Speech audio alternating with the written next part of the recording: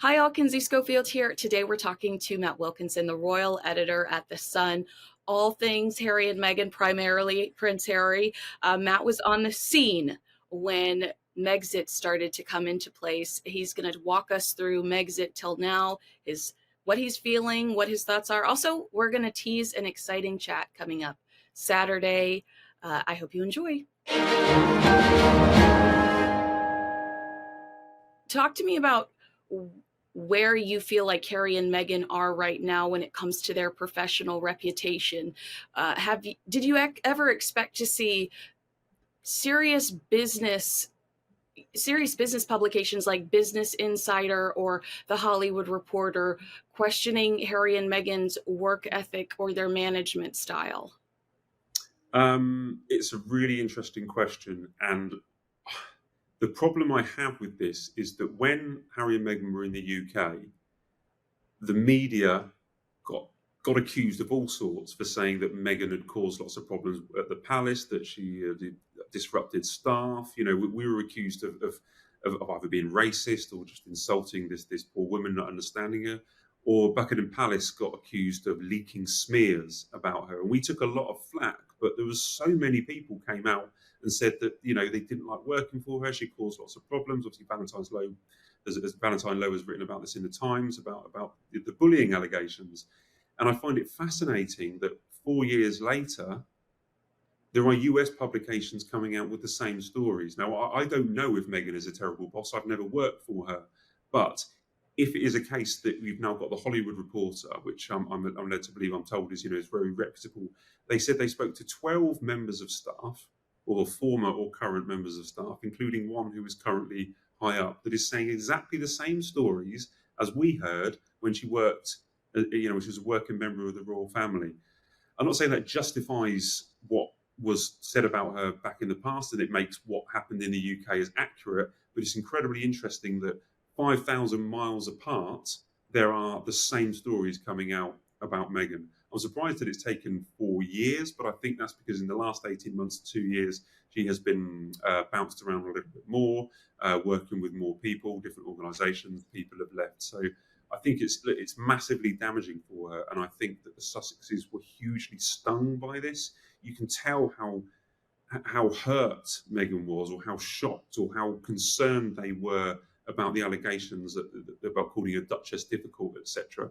Is that they spoke to Us magazine and had a lot of people come forward and give quotes, including the only named member of staff that actually came out and said great things about the Duchess of Sussex was her global head of communications, whose job it is to talk how wonderful the Duchess of Sussex is. And she was the only person that actually was named as a current member of staff that would say great things about her.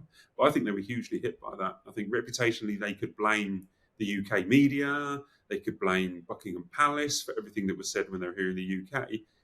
Now, who do they blame when it's the same stories are coming out in the US? And it's not a surprise to me that we haven't seen much of the Duchess of Sussex since that Hollywood Reporter article. I would argue, because Harry and Meghan constantly tell us that they stay above the fray. They don't see what's online. They avoid they avoid topics about themselves online. But that Hollywood Reporter article, it was this big, like it was this much font about them, and it was very little detail. It was in an article that was about other people too. It was just kind of like a newsletter dump with several different topics. The fact that they did pursue such a big rebuttal, and I'm almost using big rebuttal as a joke, because Us Weekly magazine is the tabloids that Harry, tabloids on trial. Harry wants us to think he's going after the tabloids, and Us Weekly is literally a tabloid. But to me, it says that Harry and Meghan do pay attention to what the royalists say about them, because I think that's where this issue is, that they feel like they have to respond. Do you agree? I felt they had to respond because it wasn't going away, and everyone was writing about the allegations in the Hollywood Reporter. You're right; it was a very small piece, but it had a huge impact in it. And as I say, they were massively affected by it. You talk about them not paying attention to what's written about them. I don't believe that for 1 minute. I do not believe that they are not aware of everything that is said about them on UK YouTube videos, in the newspapers, how stories drop, how they're seen. I, there is not a single part of my brain that doesn't think that when they went to Colombia, Harry and Meghan were literally shown everything that was written about them, and they were told this is bad, this is good. Everyone they went to Nigeria, everything that they do, I guarantee you they are fully aware of what's being said about them. Sure, they're not putting it on social media, but they're 100% aware of these kind of conversations and what's written in newspapers. What are you going to do this Saturday about Prince Harry and Meghan Markle? It's interactive, it's live, people can participate too. Can you tell me more about that? Yeah, so we're doing a Raw exclusive live on that will be coming out on Saturday. We've got a live audience for the first time, so it's not just me and two people, or just me and you, Kinsey, sitting down agreeing or disagreeing and stuff. We will actually be talking about subjects like Harry and Meghan in front of a live audience. It's going to be really interesting to see their reaction when we start talking about them, because we get loads of comments, saying, "Stop talking about Harry and Meghan. Why are you so obsessed with Harry and Meghan?" And also people fascinated by their story. So we will be talking about what we know about their relationship, what we know about whether Harry's going to be coming back more often, what's been happening in the last 2 weeks, where is Meghan? Harry's been very much out, living life as on his own, all these kind of engagements. So we're with Arthur Edwards, who is our famous photographer, and Jenny Bond, who was BBC royal correspondent for many years during the years of Princess Diana, and we'll be digesting that. I'm not sure if we'll come up in it with any answers, but we'll definitely come up with many points of view on the future of Harry and Meghan, where they are going, whether they're going in separate ways or whether they're heading in the same direction together. Well, I know you have a date with King Charles, so I'll ask you a yes or no question. Do you feel like what we're witnessing right now is the official professional divorce that everybody's teased over the last few years, or do you think that the Sussex strategy going forward is everyone loves Prince Harry, hopefully it will bleed on to Meghan, push Harry? I think you're almost right on. Personally, I think both very good points. I think you're almost right on the second part of your question there. I think that Harry does want to spend more time in the UK. I think that's quite clear, despite all the denials. He does harbour coming back here a little bit more. He knows that he can't do that with Meghan. He can only do that on his own. And I think what we've seen of him coming over, you say professionally divorced, coming over so many times for the Invictus Games, for the Well Child thing recently, he can only do it on his own. If he brought Meghan over here, I'm just being honest here, she's not massively welcome. It's not. I'm not saying she's going to be attacked. I'm not saying she's hated. I'm just saying she wouldn't be massively welcome. But Harry is. He kind of is a little bit more welcome than she is. So I think if there is a professional divorce, I think it's to maybe keep Meghan from spoiling any good work that Harry is trying to achieve in his efforts to have more of an impact in life back in the UK, if that makes sense. At this exact time last year, Rolling Stone magazine did a story, Harry and Meghan are in their flop era. I've been looking at a lot of headlines from last year between this year, trying to determine what's changed, if there's been any improvements that would shift that conversation. Do you still did you ever consider Harry and Meghan in their flop era? I guess I should ask. Do you still consider them in their flop era? Can you give me anything significant that they've done over the last 12 months that would say they've evolved, they're out of that yet? Oh, wow. I don't think there is there? I mean, Nigeria and Colombia was successful in that there was no disasters. I mean, they were very much in their era of getting greater exposure. They've made no inroads on the royal family whatsoever. If anything, it's got worse with William and the King. We're still waiting for the polo show and the cookery show. We're hearing bad things about both, aren't we? We're hearing that people a little bit disappointed that Harry's not in the polo show. I mean, that's strange. I mean, it's he gets criticised for appearing on these Netflix shows and showing his face everywhere. Now people are complaining that he's not in it enough. They do need a success. I think they will sit down and point to Colombia and Nigeria as a success. They've still got Invictus to come next year. God, I mean, yeah, I mean, I can't call it a flop era, but they possibly do need, a big success. Harry will probably point at legal cases against that he's launched against newspapers in the UK. He has had success in the courts. Um, but yeah, once you actually put it like that and you think about it, maybe they are in a flop era. That's interesting because I would have never put Nigeria and Colombia as I just don't see that as what they're trying to pursue, but you're absolutely right. They will say these are successful executions. They got great press, beautiful pictures, beautiful video, and they had such fierce control over that content, and they like that type of thing. So absolutely they would point to those as yes. We also saw last year around this time the Radar Online reports that Harry and Meghan were living separate lives. They needed to take a break from each other because they just needed to reconnect in a way and figure out what was missing from their initial union or whatever the Radar Online story was. Well, now we're seeing similar stories generated because we're seeing Harry and Meghan working apart so much. Um, you've done a lot of investigating when it comes to their marriage. Do you think that a professional divorce or seeing Harry and Meghan work together less is anything but Meghan just wanting to stay home with the kids? Or do you think that that it's fair for people to read more into that?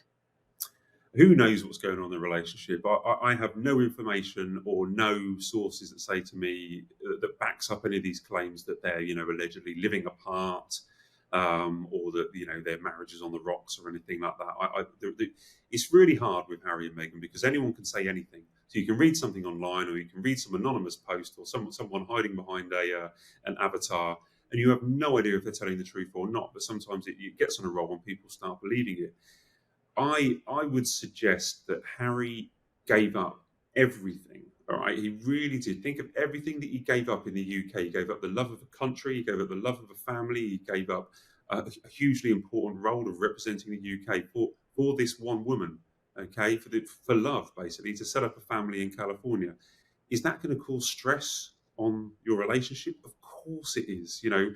I do not imagine that every single second of their marital life is this incredible bliss, but it never is. You know what I mean? It never is. But I'd imagine that everything that goes on causes huge stress on them, on the pair of them, and of course they're going to have issues like every other married couple. But it would be ridiculous of me to sit down there and tell you that I think that there is trouble in paradise. I just have no information that says that is correct. It's Montecito, not paradise. I had this. This is probably a little controversial, but I almost feel like Prince Charles and Princess Diana didn't do their children any favors when it came to the tit for tat back and forth when they were in a struggling relationship.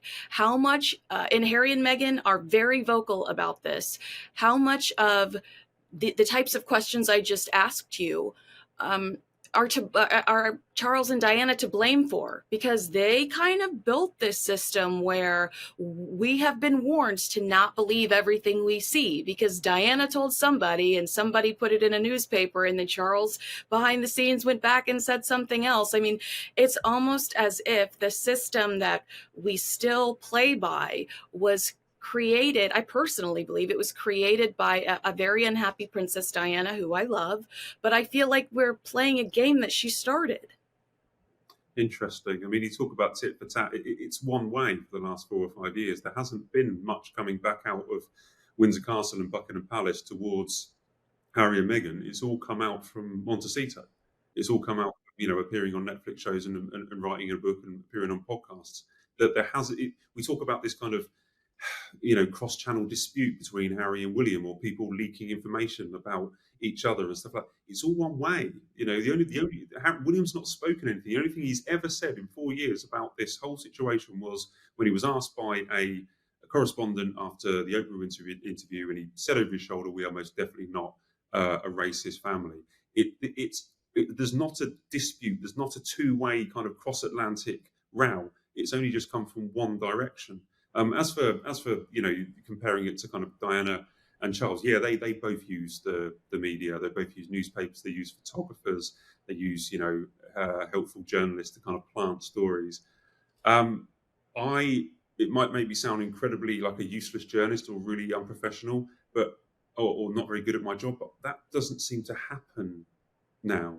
Okay, uh, people don't believe this. It's come out over the last couple of years that Kensington Palace would just phone up a journalist and tell us to write that story, or vice versa, or stuff like that. I saw one quote on Twitter saying, "Oh, after I did the story about Harry attending the funeral of Lord Fellows when he came over secretly, someone put a tweet saying, "Oh, we all know that Harry's friends with Matt and he sends in WhatsApp messages." I mean, that would be fantastic if that happened. But this stuff, there isn't that kind of link. What happened in Charles and Diana's era when they were planting stories in all the newspapers about each other, as we understand, that doesn't happen anymore. We've just got one way flow of information or criticism, public criticism, on what we have had in the past. It seems to have slowed down now from Montecito. That's where, I mean, Harry's basically been the biggest royal source for 4 years. All the Oh my stories gosh, what a quote. There it is. That's the quote right there. I mean, I guess I was talking about us ignorantly assuming that, or us, I guess, looking for signs that something might not be perfect with Harry and Meghan, because Charles and Diana would show up holding hands in foreign countries, all smiles, taking glamorous photos. But then people were being sourced behind the scenes saying not everything was as hunky-dory as they looked.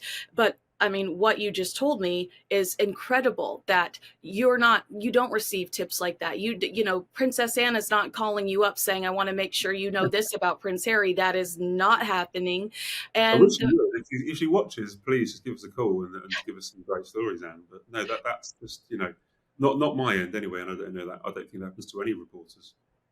And what a great line that Prince Harry has been the best source for the last 4 years.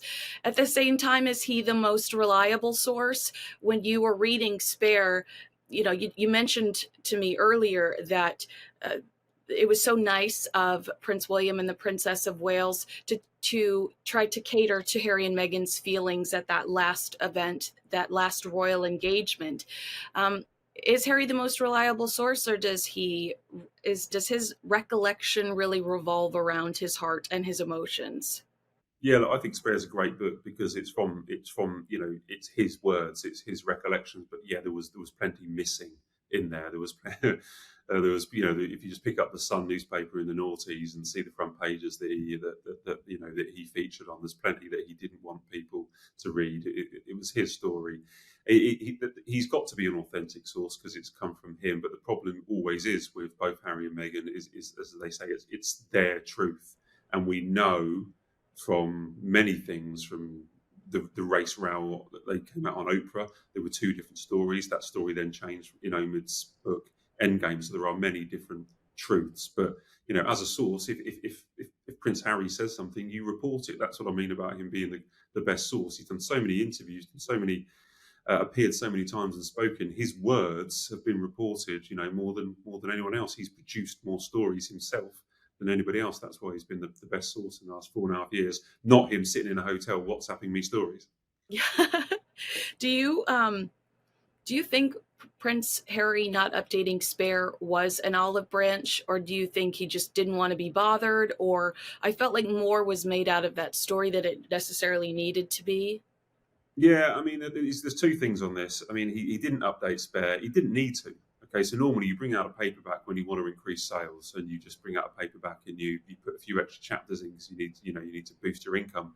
He earned a packet off the hardback, so he doesn't need to add an extra chapter. What he does have, as he did say in interviews, he's got enough to fill another book. So he still has that. He still has the chance to do another book if he feels the opportunity is right. Do you think he's waving the white flag right now by just coming to the UK doing charity? I mean, I guess we haven't. The last time I think I felt like there was any sort of challenge was Tabloids on Trial, where he did make it sound like perhaps he didn't feel protected by the palace. But for the most part, I can't think of a specific example where I feel like he has overshared recently. No, that's true. I think that's part of the plan. I think they're just trying to make him positive, happy, looking to the future rather than the past. Everything he did with Spare, the interviews around it in the Netflix series, was looking back, and now he's looking allegedly looking positively to the future. We're not meant to be getting any more of those kind of past revelations. However, as you pointed out, there weren't extra chapters in Spare, but that doesn't mean that there couldn't be a Spare 2 if he ever changes his mind. But at the moment, it's his plan is to, and it probably work. We want to see a smiling Harry. We don't want to see a grumpy Harry moaning about his brother's bedroom was bigger than him at Balmoral, or that he didn't get everything that he wanted for dinner one night or something. We like the happy Harry. We like him playing around with children. We like him being positive, not moaning. So if we criticise him for being moaning and always complaining about his lot in the past, then if he doesn't do that and he's looking forward to the future, maybe we should give him a bit of credit and give him benefit of the doubt and say, well done, you are moving on. You're not moaning about the past. So long may that continue. I agree with you, but I also wonder if it's almost a threat or something hanging over the royal family that at any given time he could change his mind and do a Spare 2. Will that worry be in the back of the king or Prince William's mind? Honestly, no. Really? I'm not being silly. Honestly, no. I don't think the king or William are concerned about what Harry might say. What else is he going to say? What else? What else could he possibly say? He's already called them racist. He's already Mm. described William fighting in a house. He's already done all this kind of stuff. And what's happened? Harry's popularity has gone down. The royal family is still there. Nothing's changed. They're getting on with their lives. They're getting on with much more important things in their lives: being king, being the heir to the throne, coping with cancer, looking after Princess of Wales who has cancer. I don't think they're sitting. There is nobody. I do not think the king or anyone in the royal family are sitting there having sleepless nights that there might be a Spare 2 or more revelations that Harry comes up. They're just getting on with everything. Harry's said everything. He's done everything that he's got to do. He's got to be positive and look forward to the future, and I hope he does. Wow, that's such a great point because I have always thought, why trust the guy? Why give him more give him more gasoline for an open flame? But you're saying there's really nothing, I mean, knock on wood, there's really nothing he could say to hurt them. They're really, I mean, their brand is so strong, and for the most part, people believe them. It's action speaking louder than words. These people continue to show up, they continue to do good, they continue to live a life of service. Well, that's just a catchphrase for Harry and Meghan: show up, do good. Here's our new Netflix show, here's our book, blah blah blah. You actually visually see this from the royal family. Yeah, that they've moved on. Yeah. They've moved on very quickly, and I think Harry is maybe now realizing that he also has to move on. And I may have said this in the past, or it's something that was told to me, that they gave Harry everything. Okay, he's like the naughty screaming child in the corner, so they let him have what he wanted. He wanted to get married. He wanted to, and then he still moans. So they sent him to his bedroom. They gave him his own house. They kicked him out of the house. He went to California, and now they're giving him the silent treatment. And it's the silent treatment, the kind of parental kind of just ignoring the person who's making loads of noise in the corner, is the one tactic that finally seems to be working. That's the truth. It's like you're dealing with a 10-year-old, not a 40-year-old man. I'm really excited to watch your show on Saturday. I think all of the gossip you just gave me, all of the scoops, I can't wait to see what you get into with Arthur Edwards and Jenny Bond. Do you have what are your talking points so far? Are you going to be talking about similar things that we just discussed? Yeah. Well, I've plenty more, but plenty more from my side of view. As I say, you were pointing out earlier, I've been doing the job for like 4 years, so that's kind of my area of expertise. Megxit, post Megxit, everything that's happened since. But we've got Arthur and Jenny that can give us proper historical perspective on this, because they were literally there on the steps of the hospital when Harry emerged, in Diana's arms. They were reporting on the death of Diana. They've done everything from the 70s, 80s, 90s, all the way up to noughties. So we're going to have this wide, huge spectrum of information, casting back decades and really analysing where we are now, where we go in the future. Hopefully, we'll have a little bit of fun. We're going to have a Q&A with lots of the audience who are turning up. So let's hope we get some great questions from members of the public watching it, and let's hope we get a good reaction from people who are in the room listening to us talking. I guess before I let you go, I'd ask you, you have been on the scene since Megxit.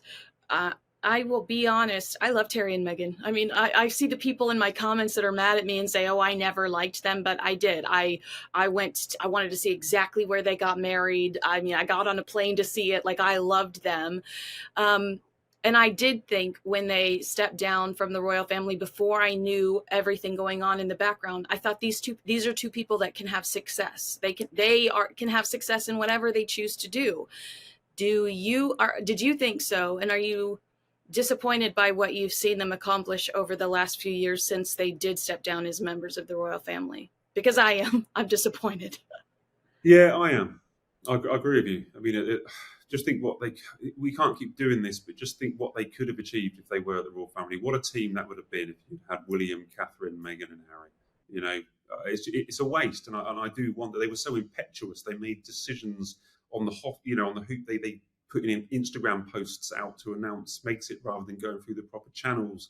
They just did things too quickly, and I don't know if they'll regret it, but I think that if they'd just taken their time a little bit, what an absolutely force for good that Fab Four, as you spoke about earlier, the actual Fab Four that I saw, coming to the Commonwealth Day ceremony on my first ever job, first ever royal job, working with the Sun. What a force for good that could do for Britain, for the royal family, and everybody. It's such a shame that they're 5,000 miles apart, don't speak, and not pulling in the same direction. But yeah, look, it's a real shame that it didn't work. Yeah, you look at the timeline of their relationship and marriage and the way that the only place I feel like they're not impulsive is actually delivering contractually obligated content. Otherwise, when it comes to their personal lives, I feel like they're very impulsive, even when it comes to signing their name on the dotted line with Netflix and Spotify.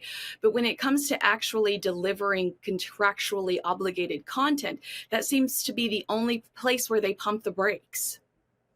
We're still waiting. That's the problem. They dropped as well. Remember, Pearl got dropped. Pearl and Where's Meet Me at the Lake, the script, the book that they got the rights to. My editor the other day, because I broke the story last summer that they'd bought the rights to it, and so we're waiting. Who's been cast? Surely someone's been cast. Surely there's a filming date.